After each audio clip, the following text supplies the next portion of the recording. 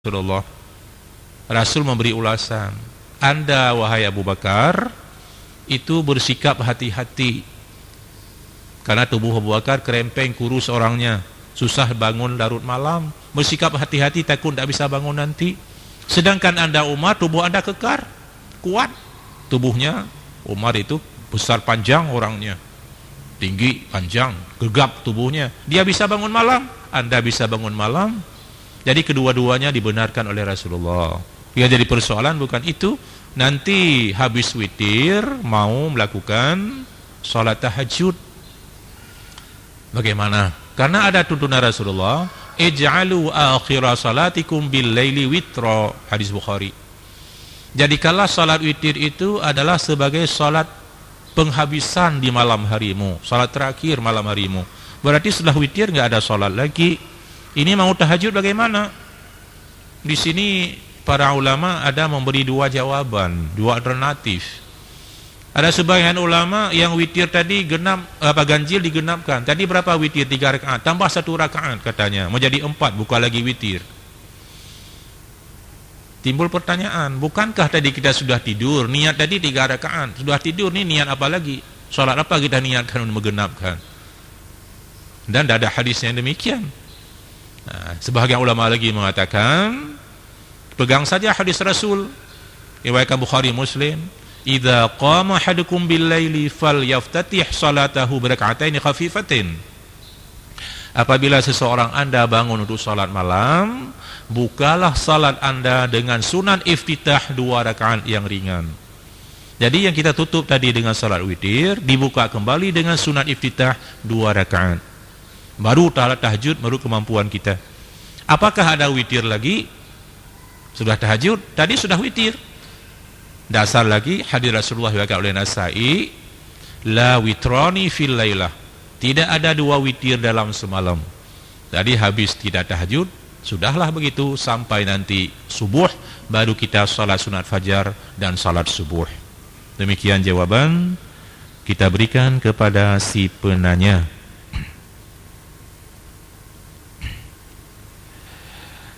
Pada suatu pernikahan adanya ijab kabul.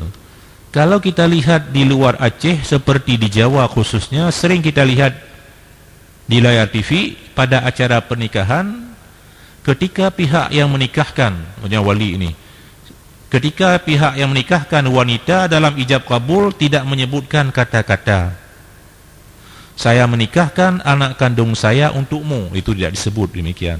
Serta dari pihak laki-laki juga tidak sebut saya terima nikahnya anak kandung bapak untuk saya. Pertanyaan saya adalah, apakah kalau tidak disebut kata-kata seperti di atas tidak sah nikahnya? Di dalam Islam sebutan kata-kata ijab kabul yang benar bagaimana Ustaz? Kenapa ucapan ijab kabul di Aceh dengan di luar Aceh seperti Jakarta bisa berbeda? Terima kasih atas jawabannya. Ini penting untuk kita yang punya anak perempuan. Sama-sama kita ketahui bahwa rukun nikah ada 5. Ada calon suami, calon istri, wali nikah, 2 orang saksi, ijab kabul. Ijab kata-kata menikahkan, kabul kata-kata menerima. Jadi ijab kabul adalah salah satu rukun nikah. Tanpa ijab kabul tidak sah nikah. Itu jelas. Yang jadi persoalan bagaimana kata-kata ijab kabul. Mari kita melihat tuntunan Al-Quran dan hadis Rasulullah. Di dalam surah Al-Qasas ayat 27 menceritakan kata-kata Nabi Syuaib ingin menikahkan anaknya, salah seorang anak perempuannya bernama Zafura, kepada Nabi Musa. Apa kata Syuaib? Disebutkan oleh Allah, qala inni uridu an unkihaka ihdabnatayya hataini. Sudah. Kemudian ini kata-kata an unkihaka, kalimatnya ingin menikahkan kamu. Nah, ini terjemah literally-nya ya. Kemudian dalam surah Ahzab ayat 27 menceritakan Allah menikahkan langsung Zainab binti Jahas setelah diceraikan oleh anak angkatnya Zaid bin Harisah dinikahkan langsung oleh Allah kepada Nabi kita Muhammad sallallahu alaihi wasallam. Falamma qada Zaidun wa tara zawwajnakaha. Setelah si Zaid itu menceraikan istrinya Zainab bin Jahash, kami langsung menikahkan engkau dengannya. Ini kalau kita terjemah diterlek. Ya, baik. Rasulullah pernah menikahkan seorang anak muda dengan seorang wanita dengan maharnya jasa mengajarkan Al-Quran. Disebut zawwajnakaha bima indaka minal Quran. Nah, ini perlu kita ulas. Kalimat zawwaja, angkaha itu perlu kepada dua maf'ul bih. Bahasa Arab ini perlu kepada dua maf'ul, dua objek. Maf'ul pertama siapa dinikahkan, maf'ul kedua kepada siapa dinikahkan. Bahasa Arab beda dengan bahasa kita. Bahkan bahasa Arab ada yang tiga, perlu pada tiga maf'ul bih. Ada bahasa Arab bukan demikian. Contoh lain lagi supaya dekat. Dalam bahasa Arab saya ambil contoh Al-Quran ini. Walaqad ataina Musal kitaba. Walaqad ataina Musal kitaba. Kalau kita terjemah literal, sungguhnya telah kami datangkan Musa kitab. Apa Musa dibawa diberi kepada kitab atau kitab diberi kepada Musa? Bahasa Arab, a'taituka kitaban. Saya memberikan engkau kitab. Apa memberi kitab kepada engkau atau memberikan engkau kepada kitab? Karena lebih luan ka disebut. Kaidah bahasa Arab lebih didulukan mukhatab dari ghaib. Dhamir mukhatab ka, ghaib ha. Lebih dahulukan itu kaidah bahasa Arab. Boleh bahasa Indonesia dibalik-balik. Bahasa Arab tidak boleh. Didahulukan mukhatab daripada ghaibah. Ha tadi ghaibah, dhamir ghaibah. Itu pengertian bahasa Arab. Nah, jadi ada yang profesor, doktor yang membantah. Katanya mesti kata-kata saya nikahkan engkau dengan anak saya. Itu di luar Aceh itu ada. Masuk dia ada Aceh ada mengatakan begitu. Saya nikahkan engkau dengan anak saya. Yang dinikahkan laki-laki. Urusan apa kita menikahkan anak orang? Laki-laki tidak perlu wali. Lintuh nak perlu wali. Bagaimana kita menikahkan anak orang? Yang perlu wali anak perempuan. Jadi yang dinikahkan adalah anak perempuan oleh si walinya. Bukan anak laki dinikahkan. Jadi yang benar saya nikahkan yang perempuan ini siapa? Entah anak dia.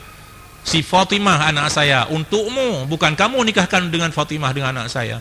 Dan nikahkan kamu dengan anak saya berarti anak orang kita nikahkan. Bagaimana dia menerima nikah nanti saya terima nikah anak bapak dah pernah dinikahkan anaknya. Jadi yang benar adalah saya nikahkan anak saya si Fatimah untukmu. Mahar sekian. Saya terima nikah anak bapak karena nikah anaknya dari untuk saya bukan untuk yang lain.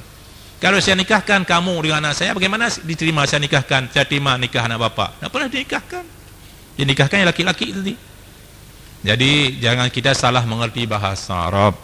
Kalau kita melihat literal macam tadi, ka dulu saya nikahkan engkau. Ingat bahasa Arab itu didulukan mukhatab dari ghaib. Ini mudah-mudahan sang profesor doktor mendengar di malam hari ini. Itu banyak ribut di sana itu. Di Banda Aceh orangnya ini. Ya, supaya mengertilah sedikit bahasa Arab. Ini bukan bidang doktor profesor tadi. Nah, saya ulang nih mungkin marah lagi profesor pada saya. Ini saya meluruskan ini mana yang benar. Nah, demikian saya jawab. Masya Allah. Selanjutnya adalah Ustaz, saya mau bertanya bagaimana caranya kita lebih khusyuk dalam menjalani ibadah, berperilaku dan cara berpakaian muslim. Ini kalau kita jawab panjang sekali. Antara lain tadi untuk ibadah, semua ibadat kita lakukan adalah lillahi ta'ala, semata-mata karena Allah, mengharapkan ridha Allah bukan yang lain. Bukan hanya kita ibadat mengharapkan pahala melulu, itu bisnis. Masih berbau bisnis. Aku ibadat ni pahala satu masjid ini. Itu tak nampak dengan mata kita. Itu pahala urusan Allah. Tapi ini adalah perintah Allah. Urusan Allah berikan pahala berapa? Saya semata-mata beribadat karena Allah, bukan yang lain. Bukan sekedar mengejar pahala, tidak. Tapi mengharapkan ridha Allah Subhanahu wa taala. Itu yang benar. Termasuk dalam berpakaian, busana muslim, muslimah bagaimana? Menutup aurat dengan baik. Tidak transparan, tidak sempit. Itu harus dijaga dengan baik. Berperilaku, ikutilah perilaku diajarkan Nabi kita, akhlakun karimah, jauhi akhlakun sayyi'ah marzumumah, razilah, itu mesti jauhi. Singkat saja saya jawab, insyaallah semua itu kalau kita lakukan lillah, karena Allah, itulah yang dikehendaki. Wa ma umiru illa liya'budullah mukhlishina lahuddin. Betul-betul kita lakukan menghadap Allah dengan penuh ikhlas, bukan yang lain. Baik, kita lanjut. Saya ingin bertanya, saya menikah dengan duda cerai yang punya 1 anak, dan sekarang anaknya tinggal dengan mantan istri. Dari awal menikah suami tidak kerja. Alhamdulillah saya punya tabungan sedikit yang akhirnya saya buka usaha, dan dengan rezeki dari Allah, dengan usaha tersebut bisa menghidupi rumah tangga kami. Alhamdulillah. Dan juga biaya pendidikan untuk anak suami saya tersebut. Cuma yang membuat saya tidak senang, suami saya selalu memprioritaskan kebutuhan anaknya. Bahkan kadang-kadang untuk uang belanja saya saja ditahan-tahan. Lama-lama saya tidak kuat diperlakukan begitu, karena yang punya modal itu saya. Akhirnya saya mengambil uang dari laci tanpa sepengetahuan suami. Tetapi uang itu saya celeng dan tidak saya hambur-hamburkan. Apakah saya berdosa? Karena uang itu saya ambil tanpa izin suami. Lantas uang itu halal atau jadi haram, Ustaz? Terima kasih. Ini pertanyaan dari seorang istri. Kembali kepada pertanyaan yang tadi. Seharusnya dalam rumah tangga ada bersikap open management, transparan, jangan sembunyi-sembunyi. Tapi kalau ditanya halal haram, itu jelas, itu adalah yang punya modal adalah istri. Dalam Islam yang mencari rezeki adalah suami. Ini diberi modal pula oleh istri. Dengan modal itu sudah berkembang, berarti suami pun sudah punya saham di situ. Atas kerjanya sudah punya saham. Nah, walaupun itu tidak berdosa, tetapi ini tidak baik. Berterus terang saja, duduk dengan baik, ngomong dengan lembut, insyaallah saya rasa ini semua selesai. Jangan bersikap sembunyi-sembunyi di luar pengetahuan suami. Kalau diketahui nanti bukan tambah baik, tambah runyam. Nah, diketahui suatu saat itu terbuka. Sebaik-baik kita menyembunyikan, suatu saat ketemu itu, pasti timbul keributan dalam rumah tangga. Bermusyawarah saja. InsyaAllah semua selesai. Demikian kita jawab. Kemudian berikutnya adalah, Ustadz yang mulia, kalau kita lupa jumlah rakaat dalam sholat, bagaimana cara kita sujud sahwi? Lupa jumlah rakaat, bagaimana cara sujud sahwi? Dalam Islam ada 4 tempat sepakat ulama sujud sahwi. Yang pertama, ketinggalan rukun, sempurnakan sebelum salam sujud sahwi 2 kali sujud. Yang kedua, kelebihan rukun atau kelebihan rakaat. Lalu sujud sahwi walaupun sudah salam. Kita salat, misalkan salat maghrib sudah 4 rakaat. Habis salat orang beritahukan, bapak tadi salat 4 rakaat. Betul. Terus sujud sahwi, berarti sudah salam. Ini kejadiannya diketahui, disesuaikan dengan kondisi situasi. Yang ketiga adalah kalau lupa duduk tahiyat awal. Duduk tahiyat awal, lupa, sudah berdiri untuk tahiyat untuk rakaat ketiga. Kalau sudah pas berdiri, tidak boleh duduk lagi, karena sudah masuk rukun berdiri. Nanti sebelum salam sujud 2 kali sujud sahwi.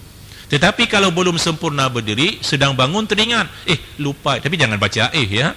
Lupa saya ini sujud duduk tahiyat awal. Terus duduk kembali. Sempurnakan duduk tahiyat awal, tidak ada sujud sahwi. Yang keempat, kalau ragu-ragu jumlah rakaat, 2 atau 3 atau 4 ini, ambil yang sedikit. Ragu 2 atau 3, ambil yang 2.